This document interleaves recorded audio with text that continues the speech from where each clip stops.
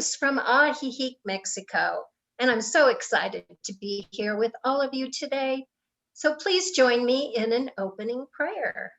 Let's close our eyes and just relax in our chairs, knowing the oneness of consciousness, spirit, divine guidance is here right now with each one of us. And we open our hearts and our minds to expanded consciousness, to truth, to wisdom, to clarity in the conversations we have here today. And, you know, we are blessed, so blessed to be united, to be your servants in speaking truth and like-minded consciousness. Clarity, ease, grace, and flow abounds. And I say thank you, Source, for our time together with you. Amen. Amen. Okay, well, my topic today is judgment. And the reason I chose it is because judgment came up for me this week. And oh, it felt terrible. Why do I do this to me? Nobody else is doing it to me. So a situation came up, I'll tell on myself. I have met a gentleman that I really like, and he's about 15 years younger. Here's all my judgments. Oh, he didn't come in the form I thought he would come, or the physical shape. Oh, he travels too much. Oh, I don't know if that's a good match. But there are all these mental games. I have the angel on this side that says, but he's into astrology and astrocartography, and you talk so well together. And then the devil on this side says, oh, but he's too young. He's not interested in you. And it's just this mental conflict and judgments. And I'm hurting me. He's not even here. He's off doing something else today. So I really want to release judgments and would love any of your, at least I recognize it when I'm doing it to myself, and I can stop and I can really know the highest and best good for me, whether it's with him or someone else, and that I don't want to hurt myself anymore. I don't want to be in pain and suffering. I've done enough of that for years.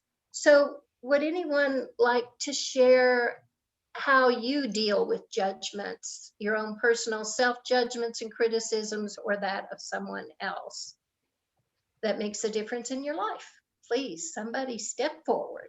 Okay, I can definitely talk to this, and it was adorable that you said your judgment or someone else's. In my world, I'm much more harsh with myself than any other person would be, or that I would be with any other person. And so much so that I have a saying for that, okay? If you're holding yourself to standards you wouldn't hold someone else to, that's self-abuse, that's self-harm.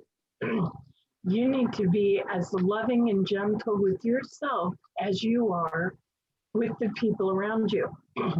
Now, I have this saying because I need to hear it all the time. I just fall right back into it. Sometimes I see it, sometimes I don't.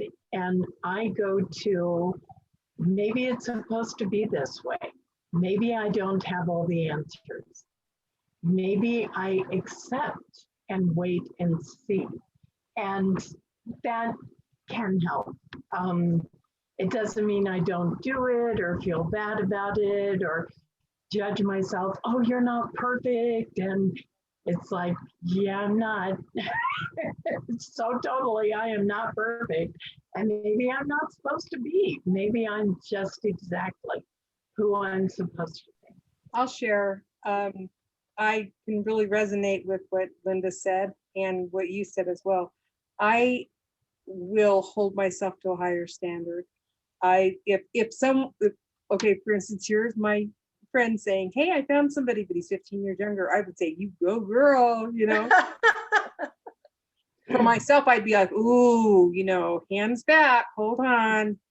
Because like Linda says, it's easier for me to judge myself, but viewing it in the way that Linda mentioned about it being self-harm helps me remember that I wouldn't harm somebody that I love like that. So why isn't that somebody me?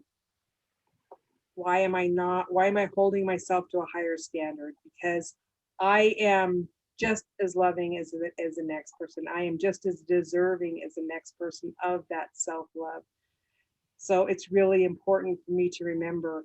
And I noticed that I have judgments about myself. I'll be like, oh, I don't do that like such and such does, or my talks are different than such and such, so maybe they won't be liked. And my husband looks at me and he says, are you kidding me? I was like, Becky, think about it for a minute. You're not supposed to have talks like them, because if all the talks were the same, we wouldn't need all of you guys. So, you know, that's why we do 4 of us talking, and it's not just me up here talking by myself, because we all have the same and yet different experiences, strength and hope, and conditions that we meet. And even though we are sharing the same human condition, we are all experiencing it in a different way. So yes, being loving, being compassionate, and remembering that when you're talking into the mirror needs to be just as loving as when you're talking to someone else, which is a mirror for you, because we live out the same way they do. Just, you know, looking at our own reflection, keeping that loving thought, keeping even the same tone of voice, you know. And it's like, but with me, I'll be like, you know, I wouldn't talk to my friend like that. Hold on, change my voice, you know, change the words I use, the verbiage. We're truth students. We know how important words are, right? Whew, those are like, what is it? Cher says, words are like weapons. They sting sometimes, or yeah. So keeping our words right, staying in our truth, and remembering to love ourselves, because even in our humanness. This reminds me of Florence Scovel Shinn's book, My Word is My Wand. And I think that is true. And when we are holding ourselves out for more criticism than other people, that is not right, because Jesus never did that with his people, and we should listen to the truth of the way shower. And when I think about judgment, I think of turning around to divine wisdom, to shine the light of wisdom on judgment, to turn it into discernment, so that we will know the truth and let ourselves off the hook if we are holding ourselves to too harsh of a light. Thank you. That was beautiful. Would you be willing to close us in a prayer or I meditate? certainly will. If there isn't anything else, let's close our eyes and ponder these words. We are here because we are sent here to be a light for each other, to share and mentor and shine the light on all that we meet and encounter. We are so grateful for this time, and we contemplate the words that we are love. We are loved. Just think about that. Ponder on that for a few minutes.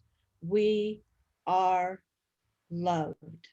We are loved, and we are loving.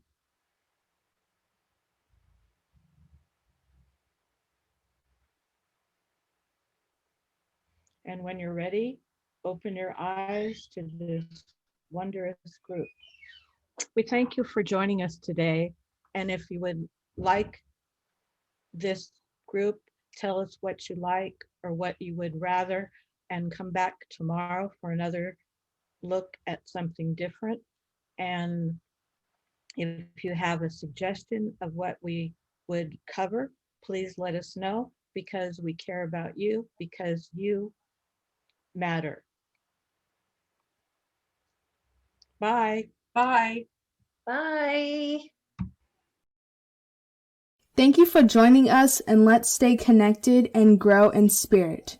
We are on Facebook. Search for Unity Church of El Cajon and follow us and like our posts. You can reach us on YouTube at Unity Church of El Cajon.